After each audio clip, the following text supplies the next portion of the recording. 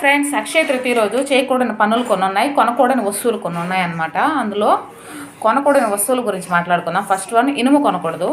ఇనుము అంటే వాహనాలు, కత్తెరలు, చాకులు, బ్లేడ్లు, పిన్నులు, హెయిర్ పిన్నులు, టిక్ పిన్నులు ఇట్లాంటివి ఏం కొనబాకండి, ఓకేనా.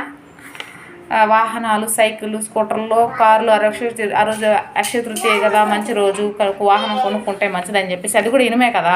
ఇనప వస్తువులు, అందులో వస్తువులు, వంట వస్తువులు, వంట సామాన్లు, స్టీల్ సామాన్లు అనేవి ఏమి తీసుకోవద్దు. అల్యూమినియం వస్తువులు అస్సలు తాకబాకండి, ఇనప వస్తువులు అస్సలు తాకబాకండి. అల్యూమినియం వస్తువులు కూడా అసలు ఏం కొనకూడదు.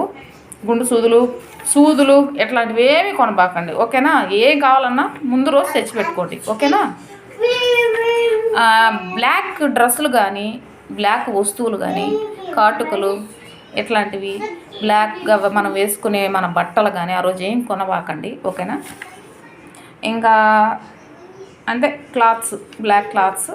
అది చేయకూడని పనులు ఏంటంటే డ్రింకింగ్, ధూమపానం, మద్యపానం, ఇంకా భార్యాభర్తల కలయిక, అది షేవింగు, కట్టింగు ఇట్లాంటివి ఏం చేసుకోకూడదు అనమాట.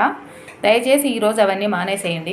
ఒక్కరోజు పాటిస్తే ఏమవుతుంది, అమ్మవారి కరుణా కటాక్షాలు మన మీద ఉండాలంటే ఇవన్నీ మానేసేసి ఖమ్మంగా అమ్మవారికి పూజ చేసుకొని హ్యాపీగా సంతోషంగా ఉండండి. అమ్మవారికి మంచిగా ప్రసాదాలు చేసుకోండి, అమ్మవారికి పెట్టుకోండి, ఆ ప్రసాదాన్ని స్వీకరించండి, ఓకేనా. కావాలంటే నలుగురికి దానం చేయండి ఆ రోజు, చాలా మంచిది, ఓకేనా. Please subscribe, please follow friends, please like. ఈ వీడియో నచ్చినట్లయితే లైక్ చేయండి, షేర్ చేయండి, కామెంట్ చేయండి. అందరూ బాగుండాలి, అందులో మనం ఉండాలి ఫ్రెండ్స్. జై శ్రీకృష్ణ, బాయ్.